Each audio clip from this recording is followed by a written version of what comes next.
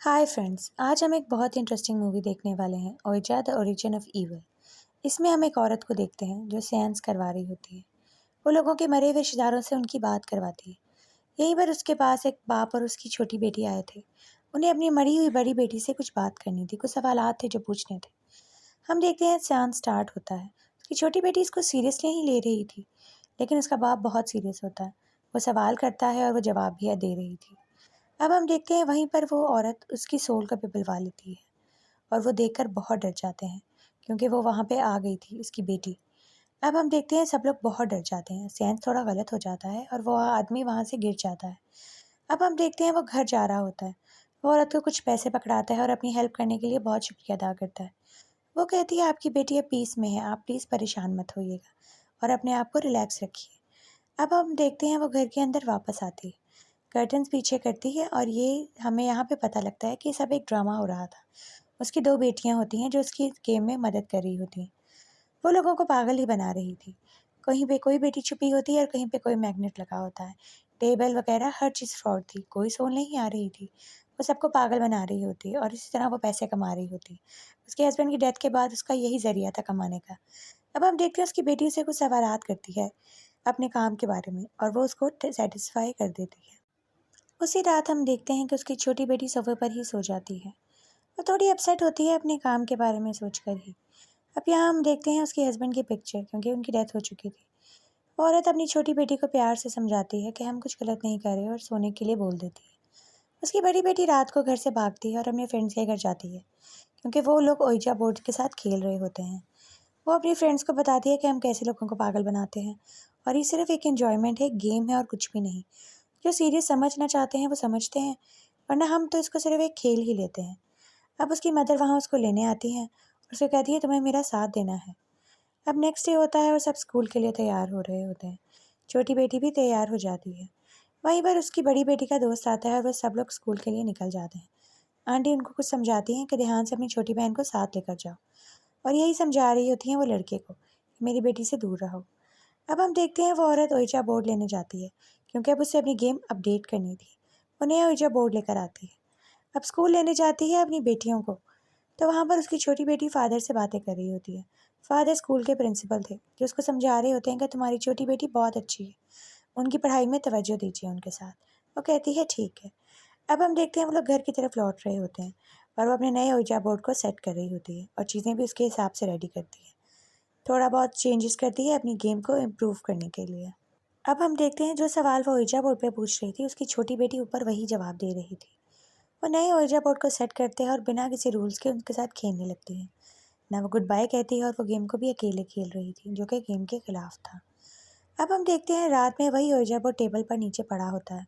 उसकी छोटी बेटी नीचे आकर उसको खेलने लगती है। वो किसी से कुछ सवाल पूछ रही थी और कोई एंटिटी उसको जवाब भी दे रही थी। वो समझती है कि शायद वो उसके फादर हैं। उनसे कुछ सवाल करती है और देखने की भी कोशिश करती है, पर वो कुछ देख नहीं पाती। अभी वो सोल अपने आप को उससे छुपा रही होती है। उसकी बड़ी बेटी भी रात में बहुत बुरी तरीके से डर जाती है, यानी घर में कुछ बहुत ही गलत हो रहा था। सुबह उनकी मदर उनको स्कूल से लेने के लिए जाती हैं। वहीं फादर उन्हें कहते हैं कि आपकी छोटी बेटी को तवज्जो की बहुत ज़रूरत है। आप उसकी पढ़ाई में उसकी हेल्प कीजिए और उसको थोड़ी-सी अटेंशन दीजिए। उसकी मदर अपनी बेटी को लेकर घर आ जाती है। वहीं वो देखते हैं एक नोटिस लगा है दरवाजे पर, यानी गवर्नमेंट इनको कहती है कि लोन पे करो, और ये लोन नहीं दे पा रहे थे। माँ और बड़ी बहन बाहर बैठ के बातें कर रहे होते हैं और छोटी बहन ओइजा बोर्ड के साथ खेल रही होती है, क्योंकि वो वहाँ पर अपनी फादर से बात कर रही थी। वो उसको जवाब भी दे रहे थे। माँ और बड़ी बहन बाहर परेशान बैठे थे कि पैसों का इंतज़ाम कैसे किया जाए, उनके पास टाइम बहुत कम है। वहीं हम देखते हैं एक सोल उस बच्ची को बताती है पैसे कहाँ पड़े हैं। माँ और बेटी बाहर परेशान ही होते हैं और वहीं पर वो पैसे लेकर आ जाती है और अपनी माँ को पकड़ा देती है। कहती है पैसे मुझे फ़ादर ने दिए हैं, अब हमारा हर मसला हल हो जाएगा। वो नीचे बेसमेंट में लेकर जाती है जहाँ से उसने पैसे निकाले होते हैं। बड़ी बेटी और माँ समझ नहीं पा रहे थे कि बेटी की इस छोटी बच्ची को कहाँ से पता लगा। तुम्हें कैसे पता यहाँ पैसे हैं? अब वो जाती है और ओइजा बोर्ड पे खेलने लगती है। अपनी माँ और बहन को कहती है आप लोग भी इस पे हाथ रखें, डरे नहीं, हमें फ़ादर जवाब देंगे। मुझे भी उन्होंने काफ़ी जवाब दिए हैं। अब हम देखते हैं वो सारी हाथ बोर्ड के ऊपर रख लेती हैं ताकि वो सवाल पूछ सकें। बड़ी बेटी डर जाती है कि ऐसा कैसे हो सकता है, फ़ादर तो मर चुके हैं। पर छोटी बेटी कहती है कि वो मुझसे बात करते हैं। अब बड़ी माँ जो होती है वो सवाल करने लगती है कि तुम मुझे बताओ कि हम पहली दफ़ा कहाँ मिले थे। और सोल बिल्कुल सही जवाब दे रही थी। अब वो बहुत खुश होती है कि शायद जॉर्ज हमारे साथ ही है, हमारी हेल्प कर रहा है और उनके सवालों के जवाब भी दे रहा था। उनके तो मसले हल हो गए, उनको तो पैसे मिल गए, लेकिन बड़ी बेटी बहुत डर जाती है। वो समझ नहीं पा रही थी कि ऐसा कैसे हो सकता है। उसकी माँ उसे कहती है, हमारे तुम्हारे फादर हमारे साथ ही हैं, तुम्हें बस हमारा साथ देना है, तुम्हारी छोटी बहन और मैं सब कुछ ठीक कर देंगे। पर बड़ी बहन बहुत डर रही थी कि ऐसा नहीं होना चाहिए। अब हम नेक्स्ट डे देखते हैं, फादर के पास वो स्कूल जाती है और अपने फादर को सारी चीज़ें बताती है कि मदर और छोटी बहन क्या कर रहे हैं और आप आके उनको थोड़ा बहुत समझाइए। अब हम देखते हैं कि छोटी बेटी स्कूल नहीं जा रही होती, वो घर पे ही होती है और लोग उसके पास आ रहे होते हैं सेंस के लिए। वो लोगों के सवालात का जवाब दे रही होती है, उन्हें अपने मरे हुए रिश्तेदारों से बात करने में मदद कर रही होती। पर इससे उसकी अपनी हालत बहुत ख़राब हो रही थी। वहीं हम उसकी मदर को देखते हैं जो अपनी बेटी पर बहुत प्राउड हो रही होती है। अब हम देखते हैं वो सब सो रहे होते हैं और रात में बड़ी बहन उस छोटी बहन को दवाई देती है क्योंकि उसके सर बहुत भारी हो रहा था। जब से उसने ओइजा बोर्ड यूज़ करना शुरू किया था, उसकी अपनी जान बहुत वीक हो रही थी। मतलब जो एंटिटी उसके ऊपर चल रही थी, जो हावी हो रही थी, वो उसको बहुत नुकसान पहुंचा रही थी। मेंटली फिजिकली उसको बहुत वीक कर रही थी। एक दिन वो रात में आती है नीचे और बहुत ज़ोर से डर जाती है। वो एंटिटी उस पर पूरी तरीके से हावी हो जाती है और उसको पोजेस्ट कर लेती है। बड़ी बहन भी अपने रूम में होती है और रात में बहुत बुरी तरीके से डर जाती है। अब उनके घर में जो नेगेटिव प्रेजेंस थी, वो बिल्कुल अपने आप को शो कर रही होती है। सब घर में बहुत बुरी तरीके से डरे होते हैं। अब हम देखते हैं नेक्स्ट डे उनकी मदर डिनर पे जा रही होती हैं और दोनों बेटियां घर पे होती हैं। वहीं पर वो फादर के साथ डिस्कस कर रही होती हैं अपनी बेटियों के फ्यूचर के बारे में। फादर उसकी माँ को समझा रहे होते हैं कि आप अपनी बेटियों का ख्याल रखें। वहीं बड़ी बहन का फ्रेंड घर पर आता है। वो लोग बातें कर ही रहे होते हैं, वहीं छोटी बहन आ जाती है और वो बहुत ही अजीब सवाल करके उसको बहुत नर्वस कर देती है, जैसे कोई बहुत बड़ा उम्र का इंसान बात कर रहा हो। अब रात में वो अपनी माँ को बताती है कि उसने क्या किया और उसके कमरे में भी हर चीज़ उसने बहुत अजीब से कर दी थी। वो अपनी मदर को बताती है कि छोटी बहन की हरकतें बिल्कुल ठीक नहीं हैं, वो बहुत अजीब एक्ट कर रही है, कोई बहुत नेगेटिव चीज़ उसके साथ अटैच हो गई है। हमें उसे इस चीज़ से दूर करना होगा, आपको ये चीज़ें बंद करनी होंगी और उसे ये काम नहीं करवाना चाहिए। अब सुबह हम देखते हैं वो स्कूल जाने से इनकार कर देती है, घर पर ही बैठी होती है क्योंकि वो इस ओइजा बोर्ड को छोड़कर नहीं जाना चाहती थी। बड़ी बहन फादर से बात करती है और उसे बताती है कि मेरी छोटी बहन बहुत अजीब हरकतें कर रही है और बहुत अजीब नोट्स लिखती रहती है। वो फादर को वो नोट्स पकड़ाती है और कहती है इसका मतलब मैं नहीं समझ पा रही।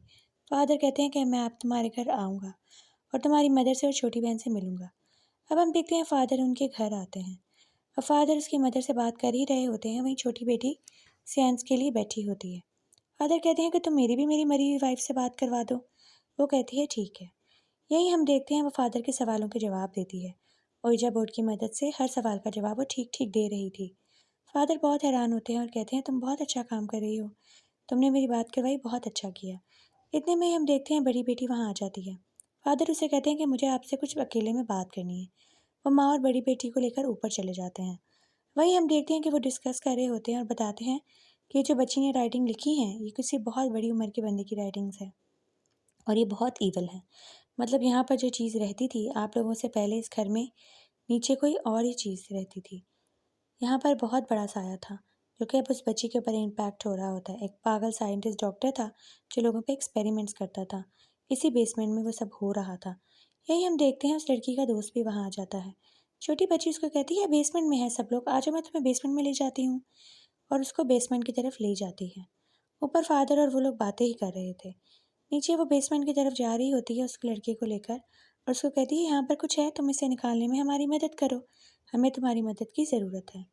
और वो कुछ कार्ड्स और कुछ चिप्स थी जो उसको वहाँ से निकलती हैं।